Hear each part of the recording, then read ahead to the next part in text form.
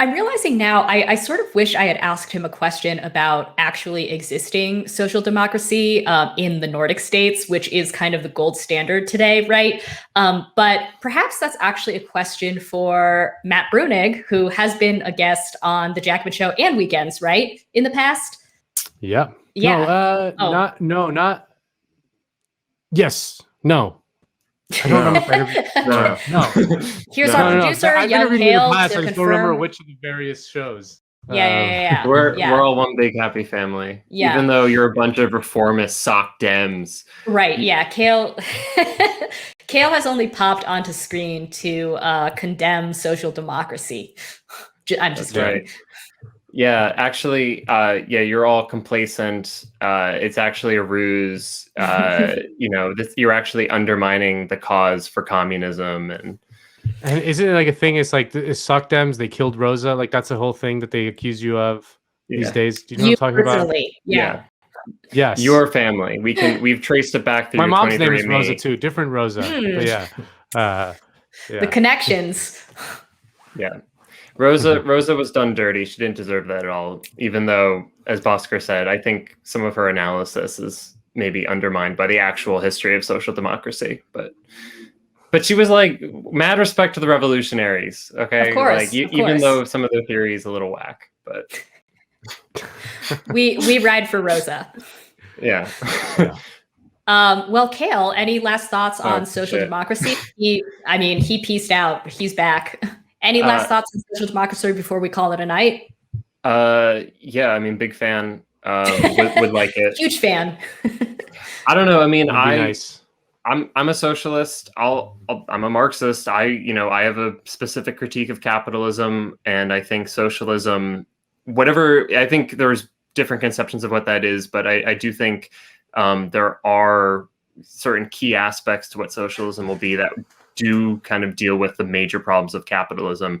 And so I do think that, there's certain structural mechanisms within capitalism that continue to reproduce the really bad outcomes, and that socialism, as kind of in the principles that guide our process of trying to build towards socialism, they are supposed to ameliorate those. But I think I think we should be humble and be a little, unsure of the future. We shouldn't be so, rock-ribbed deterministic and say, listen, if we get social democracy, that would be a much better world. And if we're able to go beyond it, if we are able to succeed where our predecessors were not able to in the past, of course, that would be even better, because that would be the better outcome for the vast majority of humanity. But we should fight like hell, like Bhaskar was saying, for things like Medicare for all and for basic workplace democracy demands that greater, to the extent that it's possible, to expand democracy into the workplace, into the economy, and to all the other aspects of society, politics and culture that it's lacking currently. We do want that, and so we should be fighting for those demands and reforms. And we start with the labor movement, or at least we kind of prioritize the labor movement because we know that's what works. And unless we get another better answer, I don't know, we're just going to have to keep coming back to that. So. Listen, since you bring up Marxism, I have one last thought, which actually goes back to our opening segment on conspiracy theories. And this is it. So a few years ago, I reviewed a couple of books on conspiracy theories for the New Republic. And one of the authors was like, there are way few conspiracy theories on the left than on the right, because the left has the ultimate conspiracy theory, Marxism. And the thing is, he obviously meant it as a dig, but right. But he, in a way, going back to, something, he's right. Yeah. I don't know, we do believe that there is, could be a she. It was a he. Yeah. But, we do believe, if you want to put it on very general terms, that there is a small cohort, let's call it the ownership class, that exploits the vast majority of people. Yeah. Well, and also not just that, but it is the role of ideology. If you have a coherent ideology, is that it helps you process these seemingly random events that happen in the news all the time, especially in these days where it's like a torrent of news to your face every single day.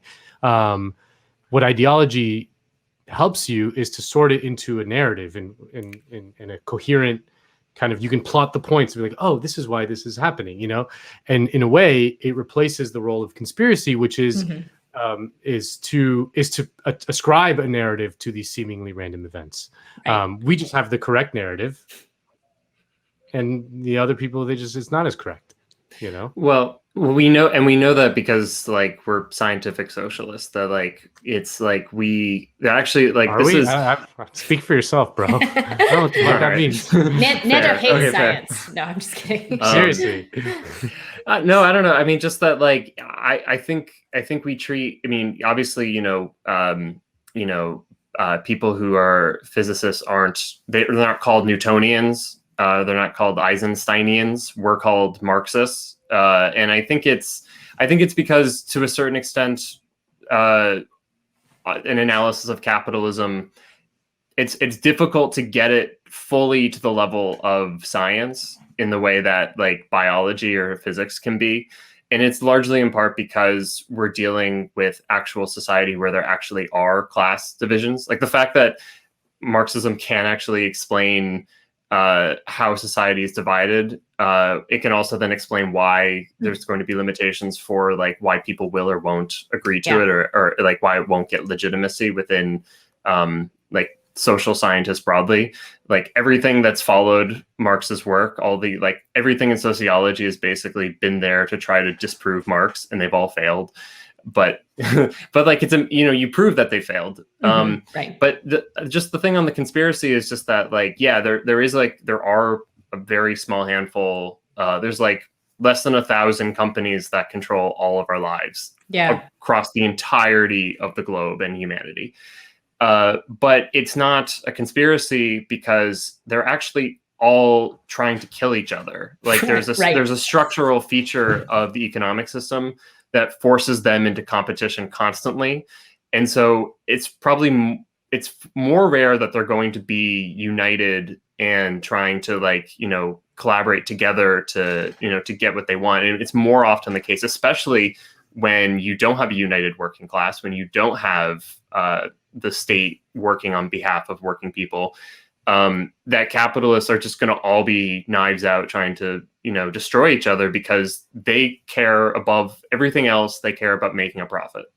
So, and so that's where it's like you could have different people put in the same companies. They're going to still have to do the same thing. They're going to fight to the death because the system, the fact that they're in a market, they have to compete, and they own all the most important stuff in society, means that they're going to try to kill each other, and then it ends up killing all of us. Yeah. So that's why Epstein was killed.